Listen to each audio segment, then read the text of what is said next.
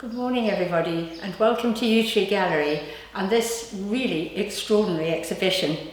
I call it extraordinary because the main collection is of John Maltby's work, which was totally unexpected, as we thought last year when we had the show about the work discovered in his workshops when his two children were clearing it. We thought that was absolutely it, but subsequently they have discovered in concealed cupboards within the house where he lived lots more work that he put on one side because he wanted to keep them.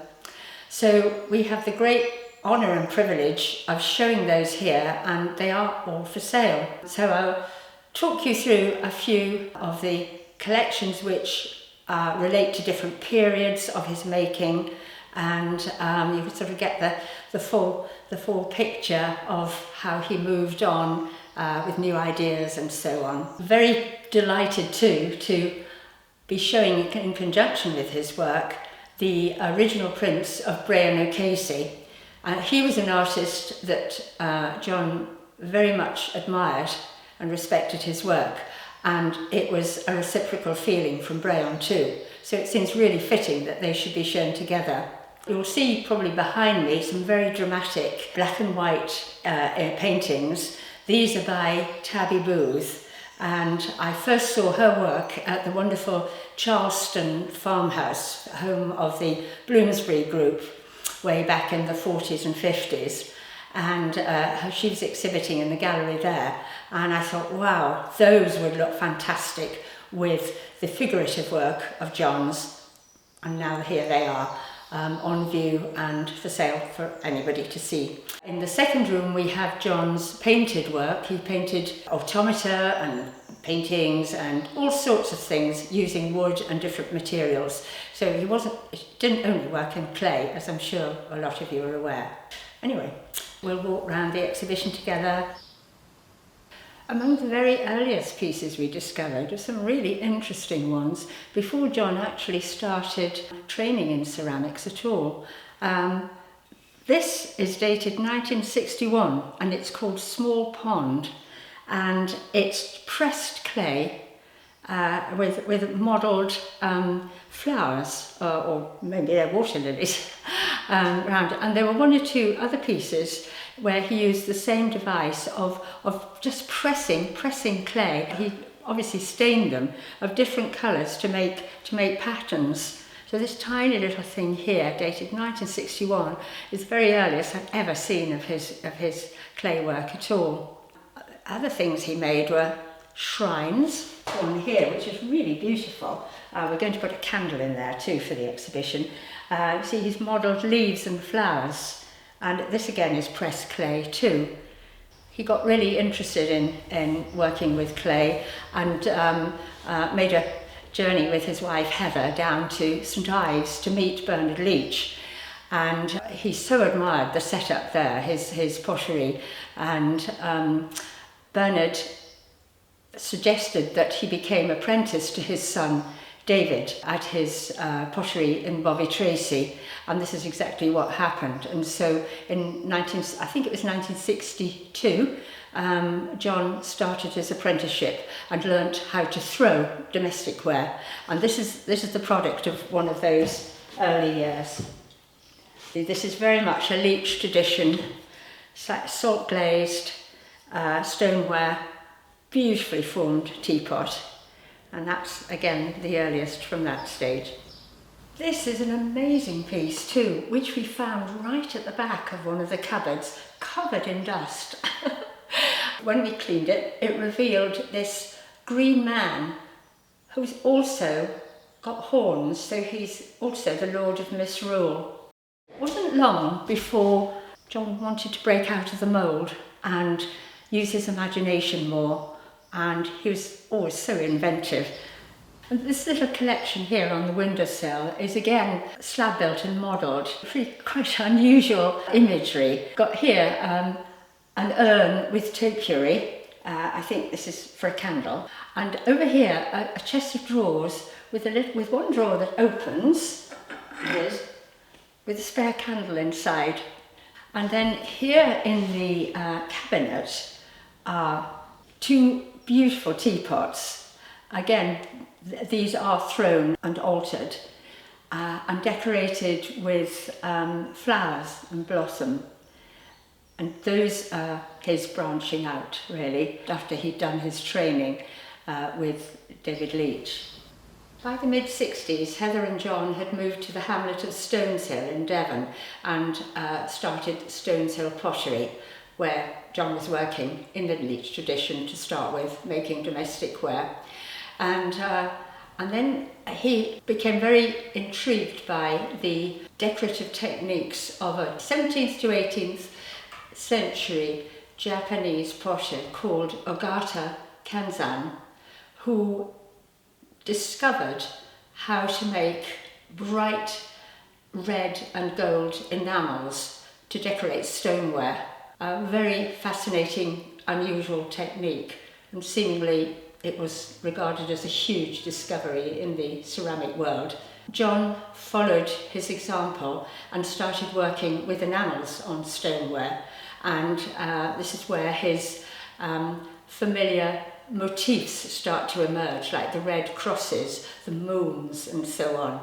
And we've got a little selection of those over here, including a quite Japanese style little sort of basket, faceted basket with the wonderful bright enamel decoration.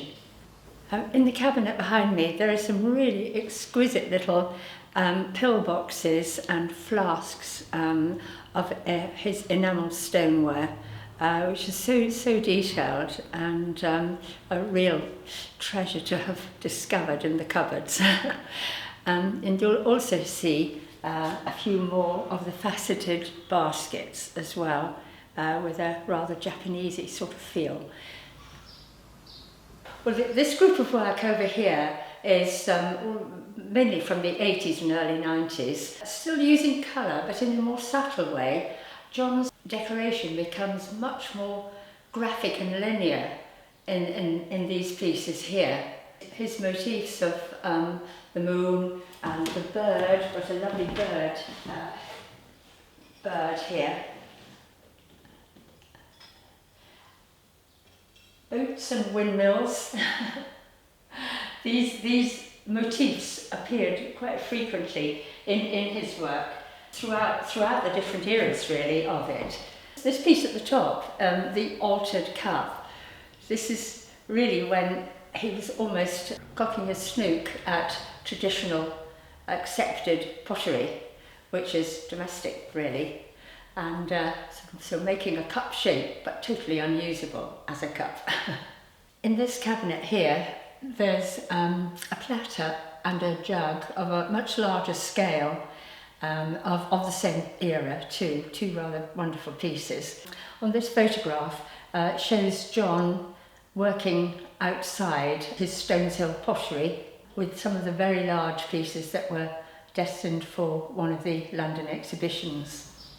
And down here, what looks like a chessboard is actually the game named Nine Men's Morris. This is a piece that he made in the 70s, early 70s, when he also made a couple of more elaborate chess sets as well, but they're quite rare now.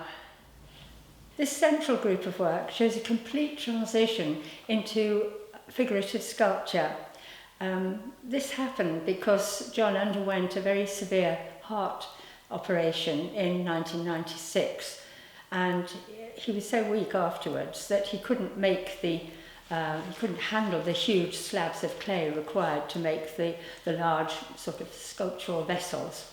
And so he started playing about with little lumps of clay at the kitchen table, and emerging from his fingers appeared little angels and tigers and small creatures like that, which eventually became larger as he grew stronger and more imaginative, as you'll see from the group of work we've got here and in other spots around the gallery. Kings, queens, birds, angels. Yes, angels were one of the first things he made, actually, tiny little angels. And this work is what he continued in different forms right up until his death in 2020.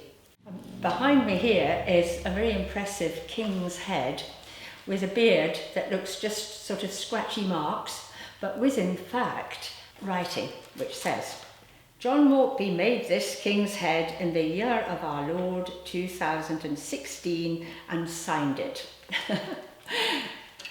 John was very impressed by Picasso and his work, and when he was a student he went on a fellowship and travelled to his studios.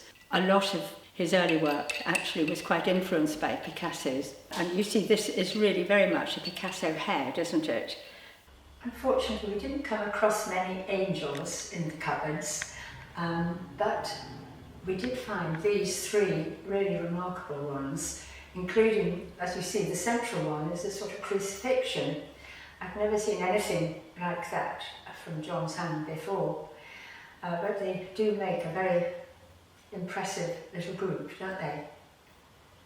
And above, on the walls on both sides of this main gallery are some very stunning original prints by Breon O'Casey. A figure with stars rather appropriately above the angels, purple triangle over on that corner, and an etching and a liner cut. So sometimes he combined different methods of printmaking in the same piece. Beautiful carborundum print by Breon O'Casey, 4 moons. And he also did a lot of figurative work too. Behind me on either side are 2 of his bird images, the bird in green and the brown bird in red. And you'll see over here a lone figure looking windblown.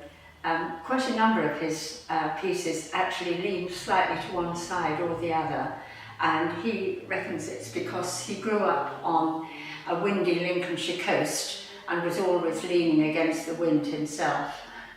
These striking paintings here behind me are by the young artist Tabby Booth. She and her husband moved to Cornwall about 5 years ago after living on a riverboat in London.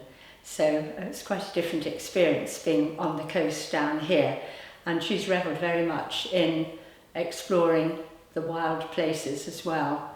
And as you see, most of her work depicts either animals or birds or little creatures. Her approach is obviously very stylised, but she conveys the essence of the creature perfectly, because she knows them so well. She has such an interesting technique. For instance, on this little hedgehog over here, the bristles are all just scratched into the black paint with great effect. And she has a Cornish chough over on the side, and a hare. Often we see hares over here, and also some sea creatures as well. As you see, she uses old reclaimed frames to present them in, which seem really fitting. And even over here we've got 2 carved wooden dishes, really unusual and look very striking on the wall. This central display here is devoted to 3 mechanical toys which John bought when he was in Africa in 1994, where he'd been invited by the South African Potters Association to give a series of workshops. He became so intrigued by these toys made from recycled materials, lots of it metal and wood and wires, by street children, and he brought home with him these 3 working pieces, which really are amazing. So we've got here a bird chasing a beetle. I think the wheels need a little bit of oil, but they do revolve. And this central piece here, a magnificent motorbike, which is really an impressive piece, extraordinary. And here we have an ox plough being driven by a farmer. Again, I'm afraid they need a little bit of oil. But we've included these in the exhibition because they fascinated John so much. They were, part of the inspiration for some of his own working models, which we're going to see in the next gallery room. Those of you who frequent Yew Tree Gallery from time to time are, I'm sure, aware that we can't resist showing Guy Royle's beautiful contemporary jewellery, and yet again he's delighted us with a new collection for this exhibition. This piece is a chain delivered this morning. I'm taking advantage and wearing it, and in the cabinet here there are some exquisite bangles with bird motifs and decoration of 18-karat gold. His ever popular brooches, where he uses 4 different colours of 18-karat gold, yellow and red and white on the silver, it's beaten silver. Some of his necklaces are pure silver beads, and others have sort of festoons of leaves, as that one up there does. And all his work is made in the traditional silversmith way, with beating tiny with hammers and so on. In this cabinet we have a display of Nancy Pickard's jewellery. She uses mainly enamelled silver, and also she makes clay beads and uses semi-precious stones too in her necklaces and earrings. Nancy studied ceramics at Cardiff University, where John Maltby was a visiting lecturer, and she talks of how really inspiring he was, as so many ex-students of his do. So that was, another facet of what he gave to everyone, really, of his talents. He just was a brilliant teacher too. All the while that John was working with clay, and right from the very early days, he also was always making models, 3-dimensional models, using wood, plaster, multifarious recycled materials. And this is one of the very earliest ones here. This rather extraordinary damsel on a very vicious tiger with pulled out string for hair, and her hair as well. And quite a bit of his inspiration for making pieces like this came from his admiration for the work of the American toy maker Sam Smith, who was very well known and exhibited in London quite a lot in the mid-20th century. John was extremely keen and knowledgeable about boats because he was a great sailor himself, so we've got lots of his boats here dating from the late 60s right through to the 21st century, and some of these extraordinary sort of automata. This piece, called Modesty, actually opens out like this to reveal a naked lady, and the little caption here is, "For maximum pleasure, turn very slowly." She has a mane of magnificent blonde hair, all made from string. And there's another piece over here which is really amusing. This is a rather large, busty lady with a rather small suitor peering through a keyhole, wanting to propose. That's called the proposal. Well, the wall pieces here, some of you will be familiar with his swinging boats. Well, this is another one called a proposal. I've got a rather unusual one of those over here. This is the sloop Peter Grimes entering St Ives in 1904. So that must be a historical event, I guess. And the facade here is all of slate, into which he's scratched the caption and the imagery. And the boat itself is made of black perspex. It's the only piece of its kind that I've ever seen, I must say. There are other methods of automata that he made. That's a little blue boat there.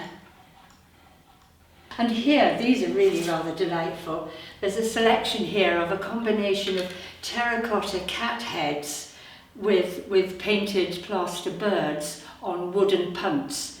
And this piece here is called Zuleika Dobson, Great Fish Recipes. Max Beerbohm I think in the 1930s, he wrote this book, Zuleika Dobson, about the frivolity of student life in Oxford I found an old copy of it, and so I thought I'd put that with this, and it can be sold at the same time. And also these caps are really quite unusual. This is a cat on a windowsill with the St Ives Harbour through the window. And behind me is an exquisite little painting on canvas. This is called Summer Garden, dated 2003. Also, he made wooden musical boxes. I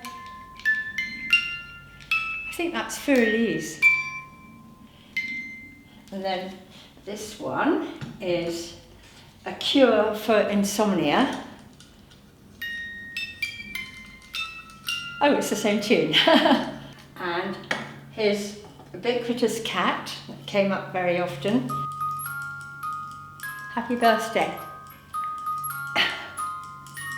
On this stand here, there are some necklaces with, well, this one has an angel head pendant made purely from clay beads. John made a huge selection of different types of clay beads. I guess it might well have been in the 70s. They have that slightly 70s feel about them. But we've got quite a number of different necklaces, which are really quite unique. This really is the last wall of John Maltby's work, and obviously we also have this lovely tableware by Nigel Lambert too. But first of all, over on the left, the little relief plaque, King and Queen by Moonlight. Below that is the image I've actually used on the invitation leaflet. It's called Dreaming. It's a figure lying in the field. It's just so lovely and expressive. John made a series of work in this vein on some old oak planks. He placed them on old oak planks. He made a lot of reliefs, but we don't have any more than this at the moment, unfortunately. Probably ever. On this side, this is quite an unusual piece here. It's a sort of composite piece called Cornish Fishing Village. You can see the granite slabs and the granite-like faces of the fishermen. And in the corner over here, these are really very amusing. There are two rather strange little creatures, mermaids, which Heather and he made together really early on in the 60s, sold to local craft shops for pin money really, before he started his really serious clay work. And they're made from all sorts of different fabrics and so on, with little ceramic heads. On these shelves here and on the table in the centre of this gallery room, we have a new collection of Nigel Lambert's slipware, tableware. He was a great admirer of both Breon O'Casey and John Maltby. He told me when he delivered his work that he was at college down here studying ceramics, and John was a part-time visiting lecturer, and he said he was the most inspiring lecturer they ever had. He was amazing and so generous in imparting his own techniques and that sort of thing, sharing them with the students and being very encouraging to them in what they were doing. So he's always remembered him, and he actually, as a very impoverished student, actually bought a piece. It was the period he was making the enamelled ware, and he bought a small piece which he still has and cherishes. So anyway, his work has developed amazingly over the years, and we show it off and on in different exhibitions. It's all fully usable, so his shapes vary constantly. Lots of different types of serving platters, and I've got some square ones as well. The huge round dish over there, which would look totally magnificent, filled with exotic fruit or whatever. Completely new for this exhibition is a little collection of espresso coffee mugs. Absolutely delightful. So we've got quite a lot of these. They've got a touch of red on, which again is an innovation this year. A whole gamut really of tableware, all individually decorated in a painterly style, and the pieces look lovely on the table, they really do. I thought these would fit in rather well with this exhibition. They're crepe de chine scarves designed by Cressida Bell, using imagery and colours very similar to those of the Bloomsbury group, from which she is of course descended. I first saw these as I saw Tabby Booth's paintings first at Charleston Farmhouse Gallery. In this window here is the collection of beautifully decorated tiny ceramic dishes by Kate Sampson, either fish or birds in the centre with just decorative rims, very tiny, very beautifully painted. You see that's a bird one, it's lovely bright orange. And she's a very talented young ceramicist. As some of you may know, I wrote a book in homage to John Maltby after he died, and we have the latest edition for sale here. It is a very, very comprehensive and well illustrated biography of John and his life and his work. It includes photographs of pieces that he made specially for his family, and particularly his wife Heather, and quite a lot of unusual things, including also a section on collectors of his work, showing some of their collections too. So it is really fully illustrated, and it's available at £28 from us here, from various galleries around the country too, and just directly from our website. So I hope you might enjoy that as an explique really of this whole final exhibition. And finally, we do always like to give part of the proceeds from the commission on sales to a specific charity. And quite often over the last few years, we've focused on Shelter Box, which is a Cornish-based charity which provides amazing shelter in a box, transported out to people who've lost their homes through war and devastation and climatic effects throughout the world. And more than just the actual shelters, they provide tools and purification tablets for water and all that sort of thing, so that a family can live without need for at least 6 months before needing more. So we'd like to contribute to that again. And if you've enjoyed the exhibition when you walk round it and like to leave us a little donation to give to them, that would be much appreciated as well. Thank you.